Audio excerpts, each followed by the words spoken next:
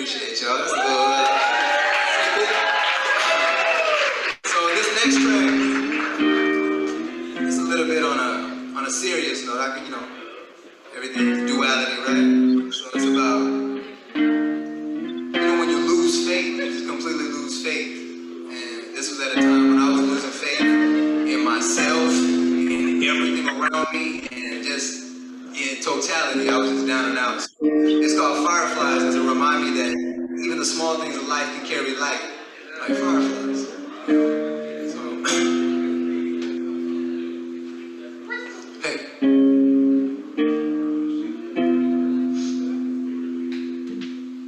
Yeah, there comes a point in life where worlds collide and everything you're doing crash like waves at high tide. Nothing less forever is finite. What shine bright? A yellow market in your life, your only highlight, while others live in the high life. Upper and lower class, abundant the cash draws the fine line. It's time to cry, break down in the century. Mentally, just kneel and take a breath to breathe. Begin to worry, life is in a hurry, but you at a standstill. Weight on your shoulders, you got an anvil. You can't deal, the problems keep popping up in your head, anvil. And now they coincide, everything's going my way. Nothing's going straight, going my way. Problems expanding and dilate. You begin to shake, you won't vibrate. What you do when living life gets hard to do. Now you got tears to shed, no garden tools. Part of you wants to quit, the end is so defined. The light at the end of the tunnel's dim, hope is dying. I know you crying, but please wipe your tears and dry your eyes. Even the small things in life can carry light. Fireflies, motivation. Even though you lose faith, because hope and faith exactly what my music makes. Fireflies, even the small things can carry light. So don't cry, keep your head up high. Just look up to the sky and thank God to be alive. Fireflies, even the small things can carry light. Even though you lose faith, because hope and faith exactly what my music makes. And it makes you wonder, the devil's at your door, knocking while God's calling, reject one and take the other. Or maybe quit and being atheist, completely disregard that relationship. The last verse was about losing faith in yourself. Now you're losing faith in everything else. Your mind's a jail cell as well, and from grace you fell. They say life's a gift, but your present is hell. Well, this here's a message from a sinner himself. If I can be forgiven, you're forgiven as well. Just know that when the rain stops, the sun will rise up in the sky and shine light till the rain dries up. And just like the weather, things will get better when your heart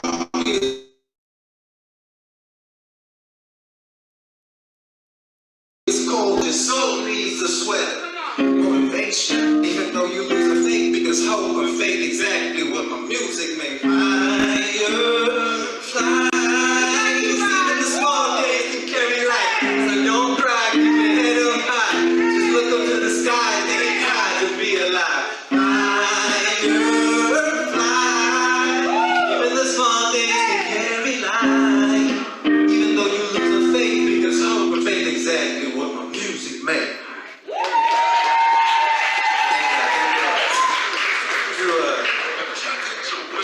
Two more. So this next one, well, after you lose faith and you get back up, right?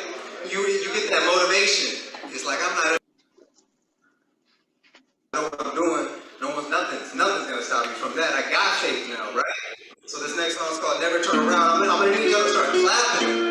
So just like give me a beat, you know what I mean? Hey.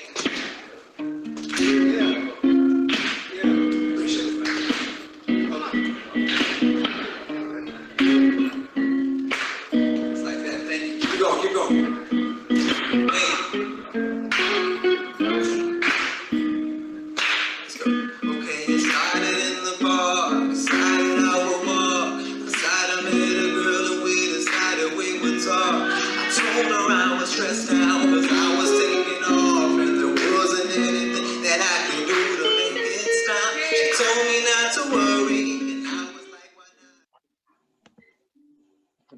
Yes. Hello everyone. Hey. Welcome to the Rocky Road, a show that lifts up the struggle and the positive points of the underground hip hop or underground artists, period, in general.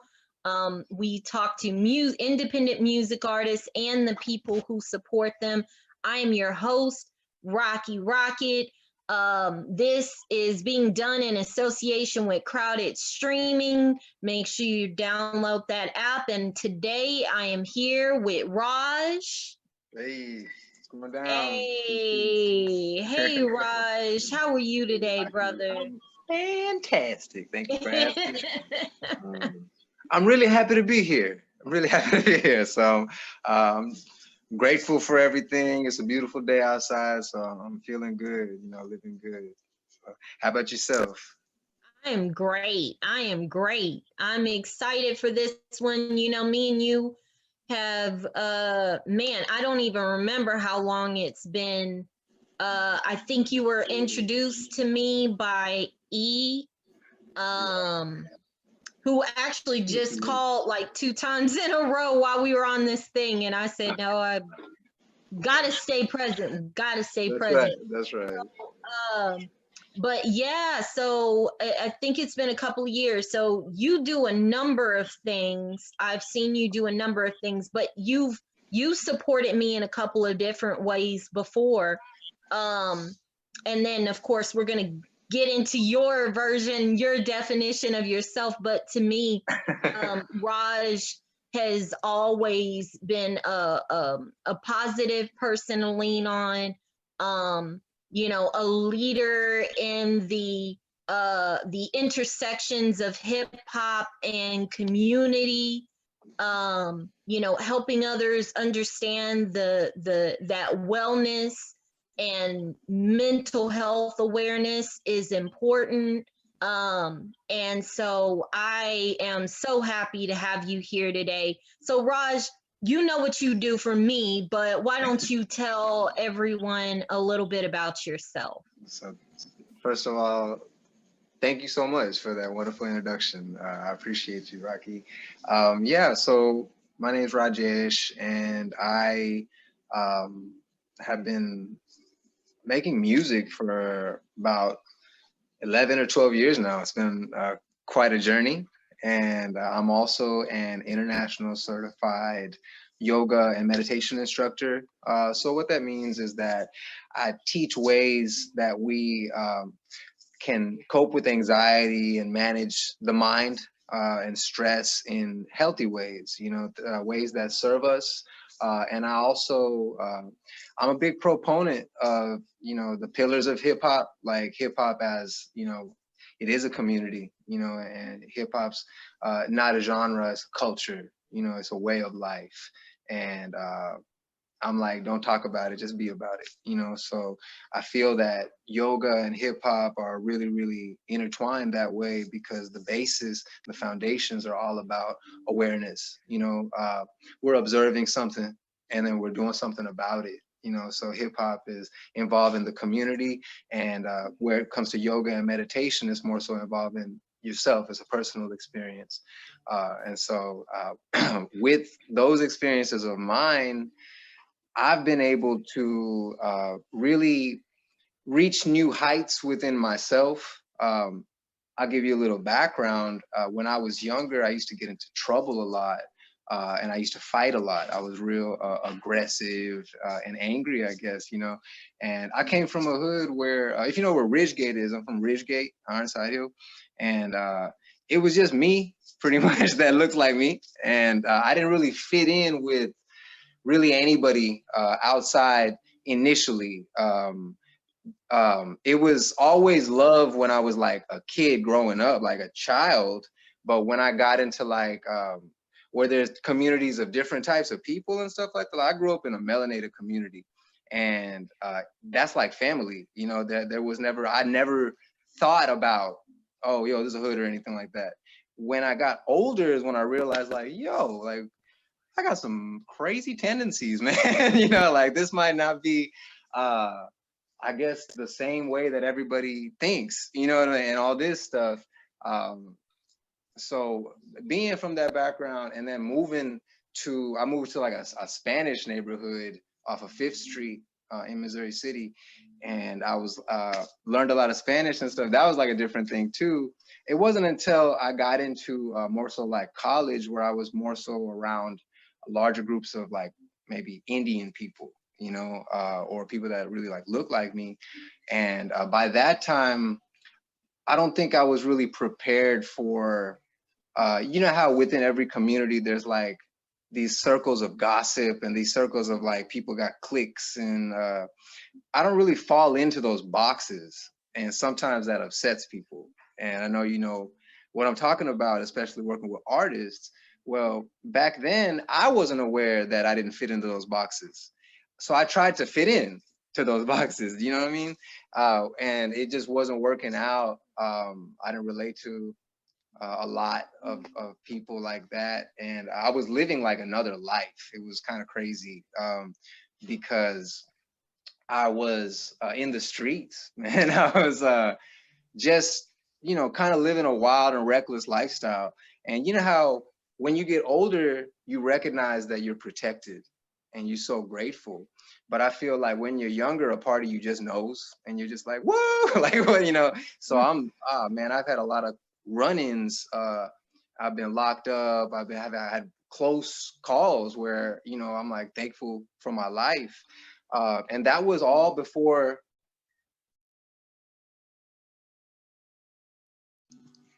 Can you hear me? Yeah, yeah. Cool. That was all before yoga and meditation. And I got to a point where I kind of reached a rock bottom, you know, and didn't like who I was. And I was sitting in county jail, and I was like, man, I used to smoke mad amounts of weed, you know, when I was younger. I used to smoke a lot, and it's like I was trying to escape something, and it was just whatever. So when I was sitting and I finally had a chance to really sober up and really be by myself, is when I realized I haven't been accountable. I used to blame everything. Oh, I got bad luck, you know, and I used to blame everything on other people and stuff and all this. And so that really was an experience where I was like, man, I need to make a change. I went to India a little while after that summer with my family. And in India, you know, you're not working, you're not going to school, you have a lot of free time, you know, and you're not worried about like parking tickets and stuff like that. So you're just kind of like there. And I'm from rural India, it's like village style, you know, so it's a simple Really? life. Yeah, absolutely. I'm from Kerala. Kerala is the southernmost, it's a coastal state in India. And it's like the dirty, dirty South. You know what I mean? And Mm. yeah, so it's a hunting, fishing state. We're kind of like tree people, like we're all about, you know, like a natural way of life. And for instance, my family, we got a well, we had a cow, you know, when I was going over there when I was younger and stuff. And, you know, it's a different way of living. So I'm over there and I'm just bored, honestly. I'm just kind of like, man, like, you know, there's so much time as opposed to being over here, moving around all the time. There was a free yoga class that was offered at like 6 a.m. for a week. It was a week-long free yoga class. And I had, at this point, I was not about yoga. I was like, that's for, you know, soccer moms or something like that, right? That's for women. And I wasn't really cultured. I wasn't really aware about yoga too much. So I was like, yo, if I'm gonna learn, I might as well learn it in India, you know, it's something to do. And so I went, and this experience is, that week was one of the most profound experiences that I've, you know, been through, in that I would go to an hour class, my cousin and we would stay and we would learn, but I would stay for 2 hours after class. My cousin and I, everybody else would leave, and we would just stay and ask questions. And he would teach, my teacher, my guru then, would teach extra stuff like energy techniques and all this stuff, you know, as we, like within that week, we like talked. We're spending 3 hours a day, you know, just talking to each other and everything about yoga, meditation. And I kind of got a crash course. He did this thing with my energy on the last day. Like he told me to stand up, and he's like, close your eyes, and kind of did this thing, like waving his hands. And at that point, I'm kind of like, what's happening? You know, like, this is a movie right now? And he said, what do you see? What do you see? And I described what I saw. And I can be super real with you? Yeah. Right? Okay, total. So when I described what I saw, and he was like, I'll teach you for free whenever. He's like, come find me wherever you are, whenever you're ready, and I'll teach you for free, you know. And I was like, that's cool. I wonder what he saw, you know, or whatever. And he was like, stand over here. It was my cousin and I are on one side of the room, and he says, look at this wall. It's a white wall, maybe about 20 feet away or something like that. And it's nothing on the wall. And then he tells my cousin to go stand on the wall. So it's a white wall. My cousin's standing with his arms out, in mountain pose, eyes closed. My guru touches my shoulder, and he says, loosen your eyes. He says, focus in between his shoulder and his head, but don't look, right? Like, really, like, ease your gaze and just relax, breathe. We had just practiced intense yoga for a couple hours before this. So now I'm standing there, and all of a sudden I see these pure white rays, just like a sun, coming out from behind my cousin's head. And I was like, whoa, like, and this is not like, hey, this is like, you see it clearly, like, it's sharp.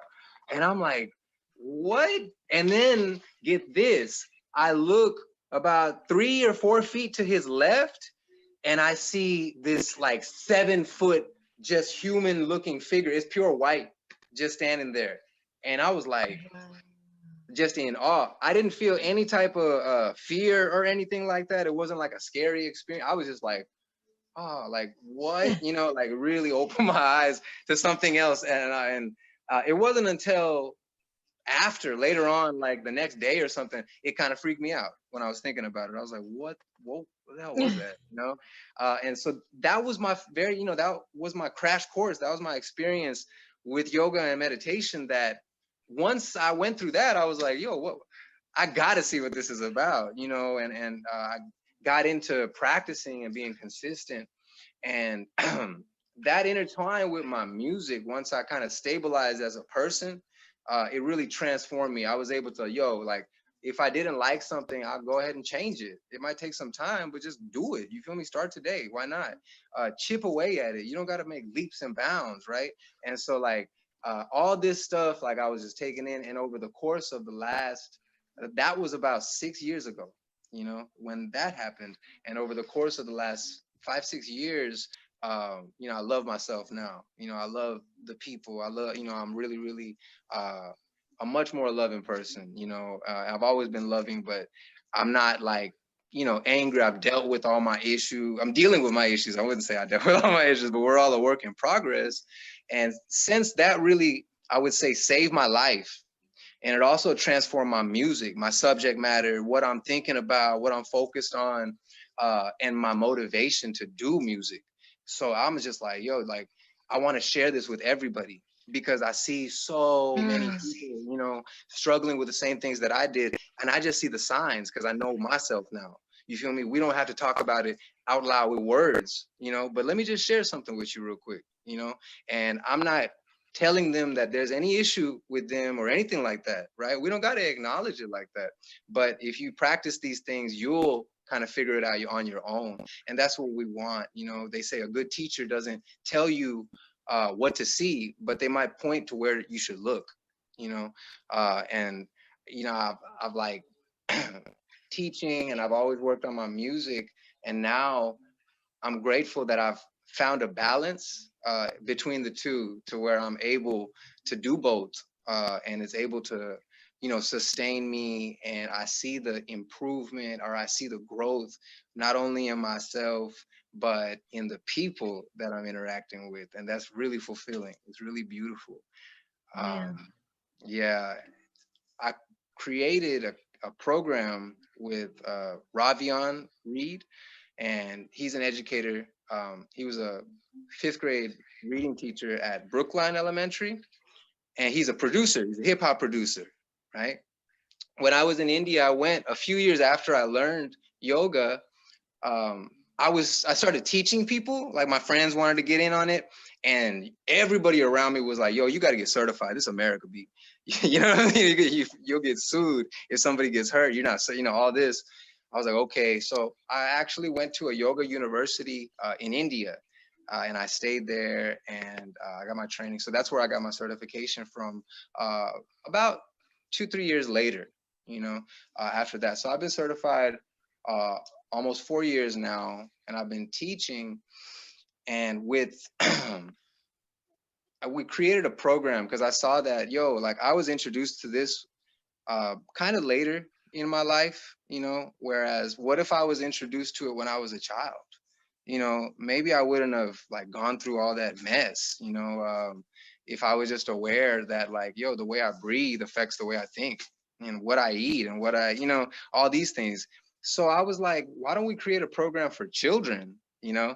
And Ravion was like, yo, I like that. Let's combine the hip hop aspect with that, right? Because uh, that's what we're all about, you know? And I was like, that's a dope concept. Yeah. So hip hop and yoga, right? Like, so we actually started a pilot program about 3 years ago. And ever since then, we've really made some strides, you know, but it's called Kinetic Vibes. And it's pretty much hip hop, mindfulness, and we're developing like social emotional awareness. We have been inside about 25 schools in the districts around Houston, and we've had the chance to speak at South by Southwest, in Austin, at A3C in Atlanta. We actually were second place winners in a pitch competition, it's a national pitch competition. And we've presented at some national educational conferences, such as for young audiences of Houston. So we've gotten a lot of love, and the program's really proven to be effective with the kids that we've been able to work with. So it's like all of that is kind of the baby, you know, of me going through these experiences and then finding the balance, you know, and then putting something out that's like the direct manifestation, like, hey, this is half and half, you know. So that's a little bit about me, Rocky. Thank you for listening. Well, how did you exactly get into hip hop? Where did that process in deciding to try to rap and write start for you? So I never tried to rap, really. It was really an organic process. I look back now and I realize music's been a part of my life since the beginning. And initially, I went to prayer groups. I went to a lot of prayers. You know, I was born to Hindu faith, and I went to a lot of prayers every 2 weeks or so with my family, real devout, you know, just always, and singing these prayers. At our prayers, we have bhajanas, and we just sing these songs, and it's like high vibration, and everyone's got instruments and stuff. Pretty good time, you know. So, but I grew up in that. I never realized that music was a part of my life because it was just kind of embedded. When I got into high school, I needed a fine arts credit, and I was like, I don't know. I joined the band, and if you join the band when you're a junior in high school, they finna put you in the percussion section because they're like, you're not gonna learn it, you know. And so they threw me in the percussion, and now here's a fun fact: I got 2 steel rods in my back. And so I had a really bad case of scoliosis, and I have 2 steel rods and a bunch of metal wires and hooks. So I'm a cyborg. And when I went to high school, I had to carry this bass drum on my back. And I was like, I'm not having this, man. Like, I'm not with it. I wanted to play the snare drum. So what I did was I took a practice pad home, and I watched the movie Drumline every day, a few times for like a week. And I came back, it was 4 days. For 4 days, I watched the movie and I, you know, all that stuff. And I tried out at the end of the week on Friday to get on the drum line, and I made it. and I got on as a marching snare. So when I did that, we go to these games, these away games, and they're like sometimes an hour and a half, 2 hours away, like Brookshire or whatever like that. And in the back of the bus, the whole percussion, we would just beat on the drums and freestyle, and we would just rap because it's 2 hours. We had a whole bus going, you know, and I'm a goofy guy, you know what I'm saying? I'm kind of like, you know, I'm corny and everything like that, but sometimes you could put that in a freestyle and it comes off, it's funny, you know what I mean? Comedic timing. So I'm kind of that type of freestyle. I'll observe, and I was just like, you know, and I got it's just, that's genuine, it's love, you know what I mean? And it was just fun. So from that, I would just freestyle with my friends and everything like that. Hip hop has always been a part of my life from, you know, growing up, because I have a cousin that's 8 years older than me. My whole family is in India. We're like the ones that made it out the hood kind of thing. You know, like my aunt came and she's the one that registered and brought my mom over. And we're the only ones in my family that's in America. So I grew up in their house. It was a big household, but like it's, you know, my sister, my mom and I living with my cousin, my aunt, my uncle, 9 cats and 3 dogs. So it was like you know, a lot of family. But my cousin and my sister are both 8 years older. So when I was younger, there's no filter. I'm listening to like hardcore hip hop and shit, you know, like and Red Hot Chili Peppers and stuff like that, you know. But and Eminem was a real big part of my like childhood for some weird reason, because my cousin was jamming all these things, you know. So now that I reflect, I realize, yo, that I've always been absorbing that. You know, I wasn't really seeking it. I was in it. You know what I mean? So when I left high school and everything like that, now I'm always freestyling, you know, and I'm always chilling with my friends and everything. I met someone, my boy Money Mike, and I met him. At this point, I'm just better at freestyling than everybody I know. Okay, I meet him, and we impressed each other, and we were like, yo, man, that's cool. I hadn't ever written down anything. I never thought about it. You know, in my mind, my career choices are doctor, engineer, lawyer, you know what I'm saying? Maybe a gas station, but something like, other than that, those are, you know, what do I got to do? What do I got to be? I never considered a career as a musician or anything like that, right? And, you know, we're not told as children in most households like that. So when he was like, yo, what you got, this is gold, man. You should write this down. You should write some stuff down. Like, and that kind of gave me the confidence to start writing, that someone was like, you got to do it, you know? And he really supported me back then in like, yo, let's make some music and stuff. He had a little studio set up at his house. So we would just play around, you know, and we would rap together. We were a real cool duo. He's still one of my close friends today, one of my best friends, you know, and we were just making music, putting it out. People really responded like really nicely with that. And so I just kind of like from that just snowballed, you know. I never stopped creating music. I never stopped making music. What did happen was my boy Mike wasn't always, he had a lot of going on. He has kids and stuff at that point and everything. I don't, right? So I had a lot more free time, and I was writing a lot more, and I would write songs with him in mind too, but then we wouldn't finish the songs. So I just had a lot of like backed up music, right, that I didn't put out. And I was like, yo, this is enough to be a project. Like, this is enough to be, you know, let me put out a mixtape or something like that. And I did. Like, that was like, I was grinding hard. I was putting everything that I did into like putting this music together. And I used to always be at this house in Sunnyside off of Comau. Then that's a house where like all these people have been through. It was Rhonda. It was like Orbit did it, if you know Orbit. It was like Orbit did it, was in that house. Miss Mikey was in that house. Riff Raff was in that house. D-Lo, a lot of people would be over there. It was real close to where Mo Bang is. And so like, pretty much we're over there. I'm over there all the time. Mr. Wired Up, he recorded a lot of the first songs that I did on my first project. It's called Hot and Ready. Wow. Yeah, that's how I know KB. You were really at the center. Yeah, oh man, it's a beautiful thing because I see all these people now and I'm like, yo, that's awesome. Like I really love it, you know? Yeah. And it's Yeah. just like seeing that, yo, these people were grinding years and years and years ago to see the success that they have today. You know, it's a constant process. It's always, you gotta keep Mm. going. They never stopped. You feel me? And they're still not stopping, and I'm not either. What happened with me was I put out all this stuff, and the mixtape, what I would do is I would print out a lot of physical copies. And what I did for the front of this, I just put my face upside down. I had just started growing my hair, and I'd never had long hair when I was younger.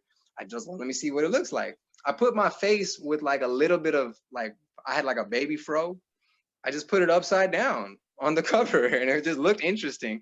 So I did that, and it was like people would be like, yo, this is genius. And I'm like, I didn't really do Yeah. anything. But cool, thank you. I appreciate that. I would take like 15 copies at a time and I would put them at the gas stations. Like right there off of 610 and Scott, there was a Valero there. And I would put them in stacks in the gas stations because I know they would keep mixtapes and people would buy like $3 for like mixtapes and little DVDs and stuff. And I was like, look, I'm gonna put my stuff in there for free. Y'all can just take it, you know, because I just want people to listen to it. You know what I mean? Like, and you know, whatever. Yeah. So, and I want it to be like, if they take it, I don't gotta put it in your hands. If you take it with your hands, then you're gonna listen to it, right? So I would do that at different gas stations. I would talk to the owner or whoever's working there and have a good relationship. And they would allow me to do that at different places. I went to Media Tech. I would go to different media schools, and this is free game, you know what I mean, right? But I would go to Media Yeah. Tech and I would just do the same thing. These are producers. These are people that are showing like a passion for the same thing I'm in, and we got to work together, right? So I'm like, yo, let me just put my stuff there. These are music lovers, and I would just keep it in there. One of my friends worked there. He was interning and going to school there, so he would let me put the CDs there, and that's how I would just exhaust my resources. I would just put my stuff out, and I would print up a bunch of CDs, put them out, give them away for free, and all that, because I just wanted to get my sound out there. You know, I just want people to and then get over the stereotype of oh, that he's Indian. Wait, what? You know, they can't rap. Yeah. And Yeah. I really had this ego where I was like, I gotta be a rapper. I gotta tell people that, you know, India is better than just IT. You feel me? You know, I was like that, and it really pushed me. I'm really grateful for the success that I saw. I opened up for all types of different people. I hustled up and I opened up for Dom Kennedy. It was Dom Kennedy, Miss Mikey, and Canary Carter. It was a function called Texicali Function, Wow. and it was back in the day. And this was Dom Kennedy was with Carter. I don't know if you know Carter that was with him back in the day, but he's from Houston, and they were performing together on tour. Long story short, Dom didn't have a huge base in Houston yet. You know, it's West Coast and Houston's have a tough crowd, right? And so it's one of his first times coming, and you could tell that. And this is, you know, we go through this as artists. You might be used to people showing you love, and then you get to some place where, you know, you really got to build that up, or, you know, there's a little bit of friction, and you got to just push through. You still got to, what, y'all gonna feel me, you know? But it did kind of affect his psyche that night a little bit, right? And it was just like, oh, on the flip side, I hustled and sold 50 tickets at $25 a piece or something like that to get the slot to be able to open, right? So this was like huge for me. Man, I went out to all my friends and stuff, and I was like, yo, I don't ever ask for anything from anybody. You know what I'm saying? Like, do this for me, you know? And just come through and stuff. And they really did. My friends really did. The community did. And I had a full house when I was performing, and my boy Vishnu performed with me. We had like a whole choreograph, you know, set and everything. It was live. What happened was Island Def Jam was there, and they were like, yo, would you like to go on tour and open for him, you know, with us? And I was like, what? Like, this is a huge opportunity. And it was 40 shows guaranteed, $1,000 a show. I was 22 years old. you know, and it's Dom Kennedy. You see where that man's at now, right? So Yeah. I was like, yo, now this is what happened, Rocky. I turn around and I got like my best friend at the time, who's my manager, and my friend who just performed with me. I'm like, y'all ready? Like, this is everything that we've been working for, right? Next step. And they were just like, nah, man, I got school, bro. Like, you know, what? You know, I can't go on. What are you talking about? Like, you know, and I realized like, I don't have a team. I don't got people that are really behind me.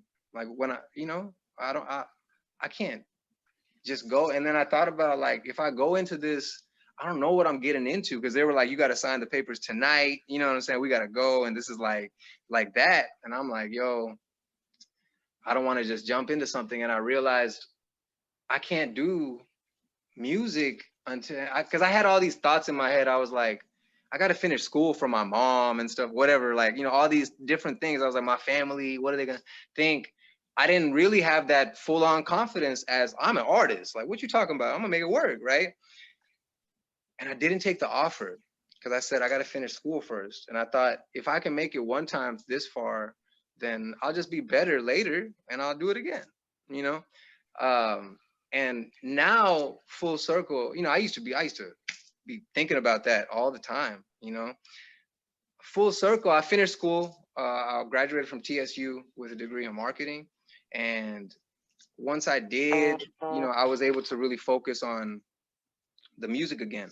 You know, I was really able to focus on kind of building up. And I was a different person by that time, you know, far different than how I was inside out. I even looked different.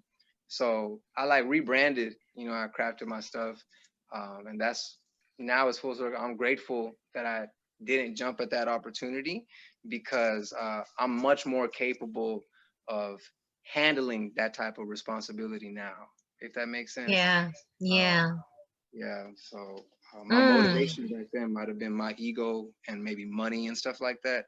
And right now, genuinely, like I'm making music that I love, and out of love, you know what I'm saying, or out of like whatever emotion I'm pouring into people around me and everything, you know, and what I see, and it feels good. So. So you talked about earlier about growing up in a house full of people and your faith. And so this is a question that I've actually never asked anyone on this show. Of course, you mentioned before about, you know, some of the traditional career paths, right? Yeah. You know, are usually lawyer, you know, get a job, you got to go to school, you got to get a job, you got to get a career, you stay in that career and you work at that until you retire, and then, you know, that's it, that's your life. So this is actually a loaded question, a twofold question. So for one, how did your parents react to you wanting to be in the hip hop industry and be a musician and a yogi and, you know, all of these things? And for two, if their reaction wasn't positive, how did you deal with that and separate yourself from what they wanted for your life? Okay, so the first part, how do they come to like support or accept, you know, what I'm doing? That definitely doesn't come easy.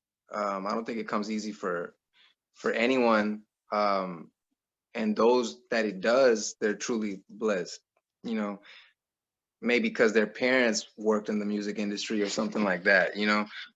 But with my family, they don't have any issue with me like working on music, but they're just like, are you making money? You know, like, will it sustain you?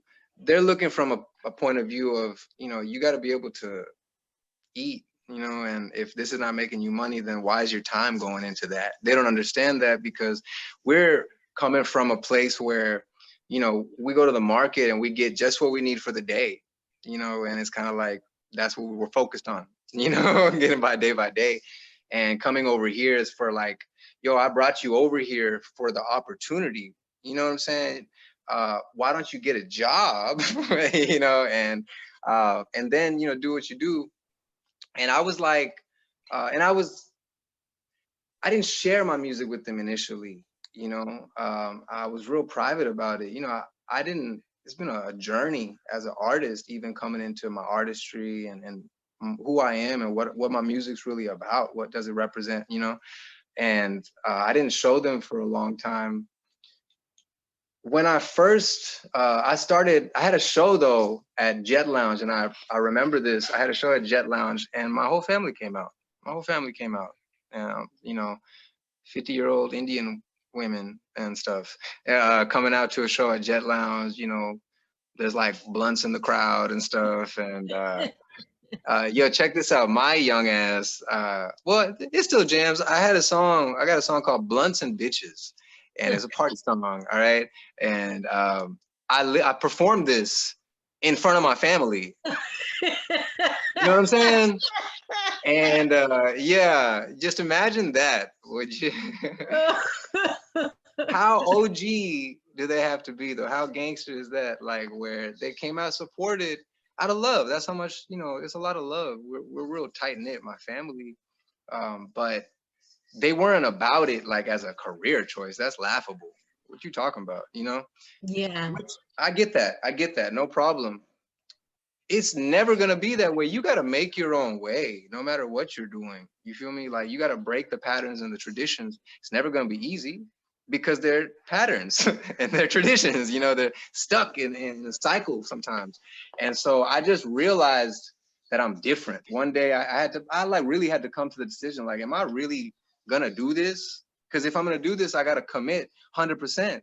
The ones that make it are the ones that just never stop. The ones that don't just stops at some point along the way. If you keep going consistently, you're gonna get somewhere, you know. And I truly believe that. And so I was like, yo, I'm all about this. And I just eventually kind of broke them down. What was a real turning point with that was when I began incorporating meditation into my lifestyle. I messed up my ties with my family at some point. I was kind of ostracized, you know. I left the house and I wasn't on good terms. I didn't know who my mom was. I wasn't friends with her because she was working 16-hour shifts when I was a kid. I didn't have a personal relationship with my mom. That was just my mom. You feel me? And I didn't realize that I didn't have a relationship with my mom. You know what I mean? All these things. It wasn't until my ego, man, I've been so fired. I got a moon in Aries, Rocky, and you know, and a Venus in That's Leo. my leading sign. Oh, okay, yeah. So you already know, you know, and boy, don't piss us off. You feel me? So it's No, like, hello. so that's why, you know, I was so angry and restricted and secretive about like my life with my family because I didn't feel that they accepted anything that I did. You know what I'm saying? They certainly want to remember, what's up, mama? You know what I'm saying? I was smoking and stuff like that, drinking and everything, partying. At the same time, I'm working on music that emulates this lifestyle. You know what I'm living. You feel me? Which my mom is not gonna relate to that. You know what I mean? I'm not talking about like farming or anything. And yeah.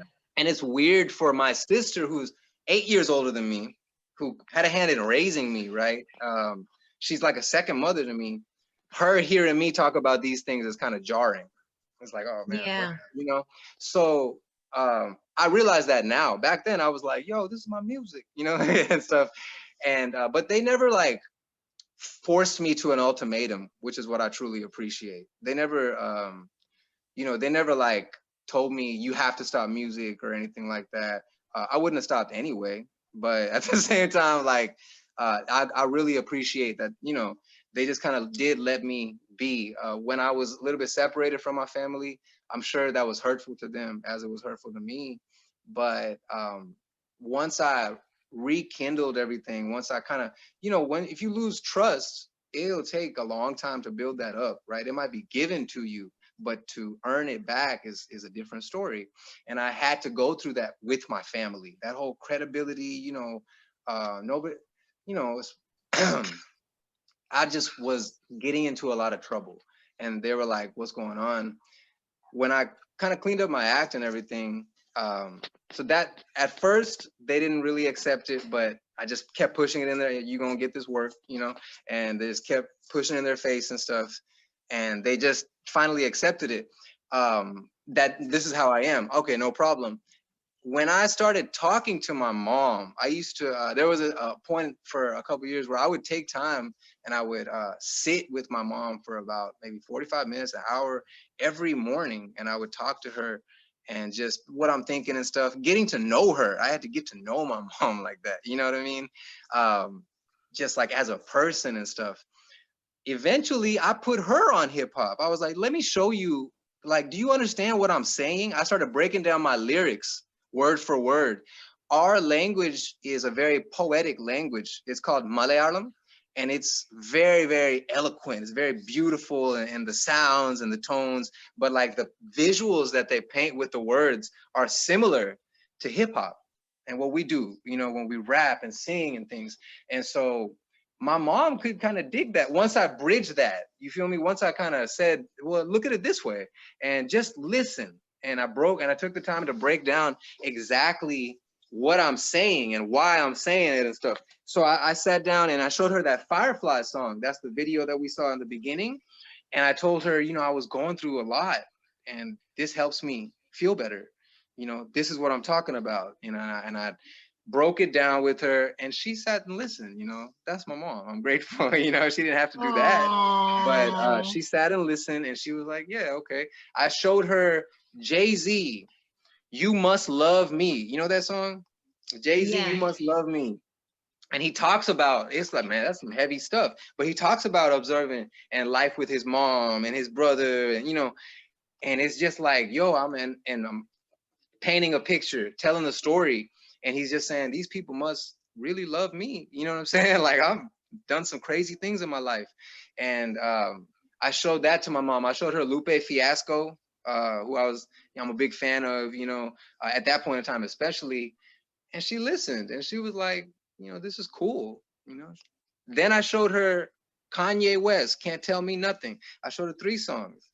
And I was like, can't tell me nothing. Wait till I get my money right. You feel me? And I was Mm-hmm. like, that's exactly how I feel, you know? And I was like, just bear with me. And I would be like, all that. So once I had that conversation with my mom, that was really a turning point. That was a real breakthrough. Mm. My family, I performed for my mom and my sister at my sister's wedding, you know? Really? Yeah. That is And beautiful. really, yeah. So they're super supportive. Now, you know, my family is very much like really on board because they see, you know, what it's done for me, and they see that it's something that I'm truly passionate about. I'm grateful that they've kind of like dropped those egos, you know what I'm saying? In some families, they'll just push you out. They don't want to deal with it.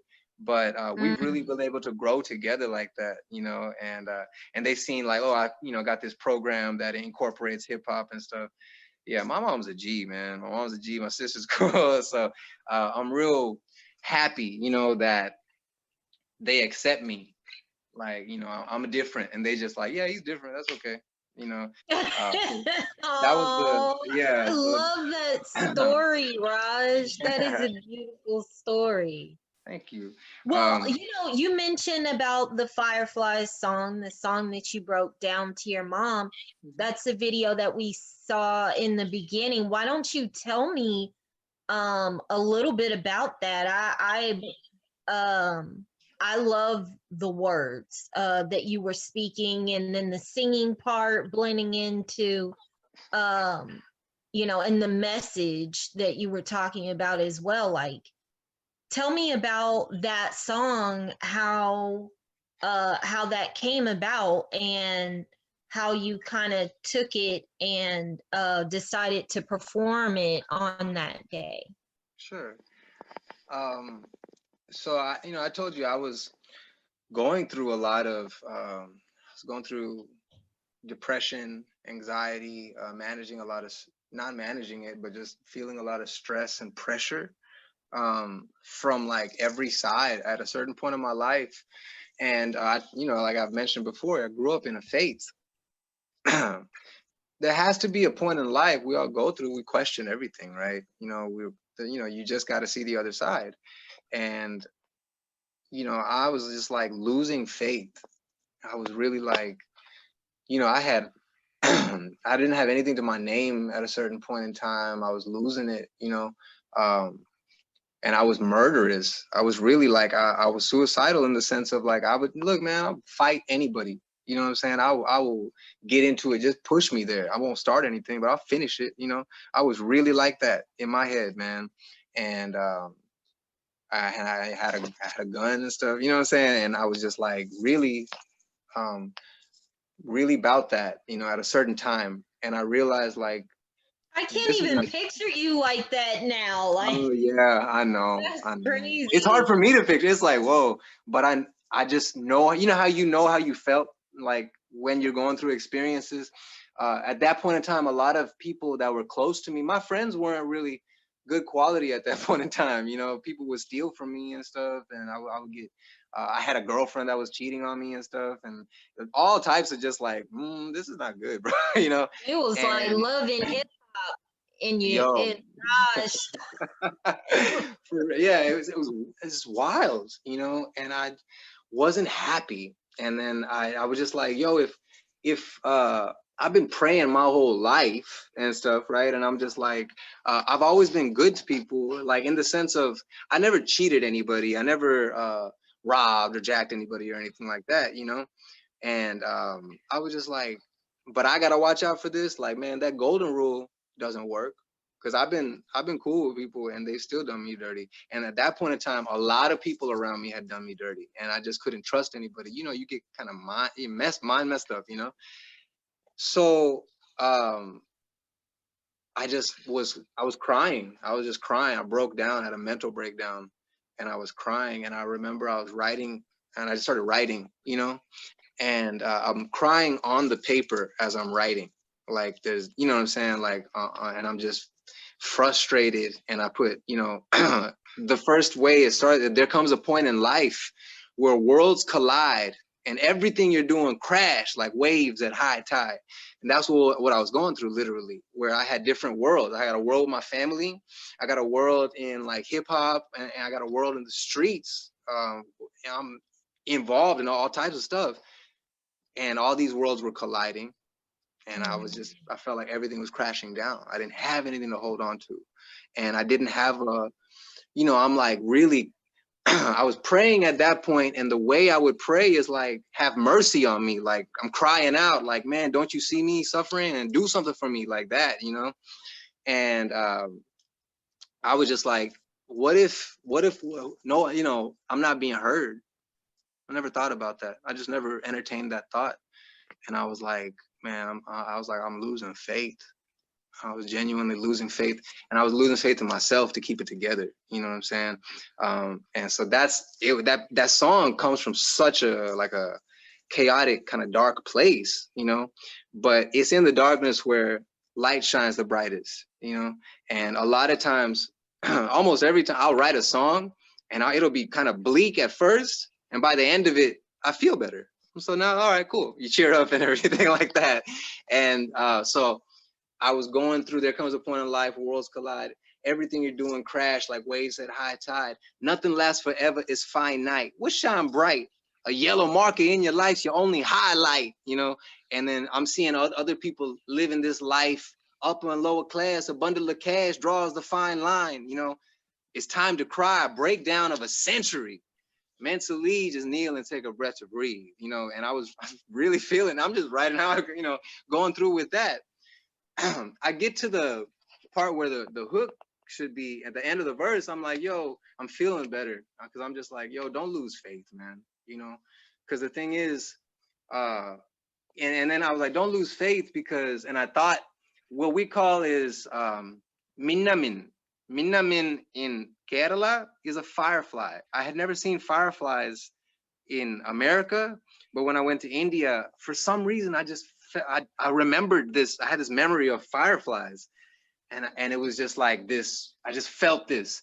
It was like a realization. Damn, even the small things can carry light, like fireflies, And And I was like, that's cool. Mm. That's really how that came together. And the second verse, the first verse is about losing faith in things outside of you. The second verse is about losing faith of everything inside of you, you know, and that's how that comes together. The Mm. second verse, you know, and it makes you wonder, the devil's at your door knocking while God's kind of reject one and take the other. Or maybe quit and be an atheist, completely disregard that Yeah. relationship, you know? And so that's what that second verse goes into. And I say something like, stay in there, right? Like when your heart gets cold, your soul needs a sweater. You know, it's like at that point I felt my heart was cold. I was kind of numb to things, you know, I wasn't feeling people. And that's not good for my soul. That's not good for my spirit, you know. That's what that song is breaking down. And because hope and faith, exactly what my music make, you know. Look up to the sky and thank God to be alive. You know, whatever we're going through, um, we have the strength. We have everything we need to gain everything we want. You know, that's how I get up every AM reminding myself I got everything I need to gain everything I want. You know, what do I want? You got to figure out what you want. That's half the battle, right? Once you figure out what you want, stay consistent and work towards it. And, you know, you'll see that doesn't matter whether you don't have it right now, it'll be served to you, but you got to make that leap. You know, you got to have faith in what you're doing. So that's Fireflies is all about that. That's the message. You know, even the small things can carry light. That's beautiful. Well, you just dropped some gems on everyone, and especially in that last part in speaking about the Fireflies song. But do you have any more gems that you can drop for someone who might want to become an artist and may be afraid of what their family or the people around them is thinking? Sure. A major turning point in my life was when I just accepted that I'm an artist. You know, now people come up to me and they're like, "Hey, man, do you make music?" And I'm like, "Yeah," you know, and it's just that. So one thing is identity. The first step is who and what you identify as is going to govern all of your interactions. It's going to govern where you go and what you do and how you do it, right?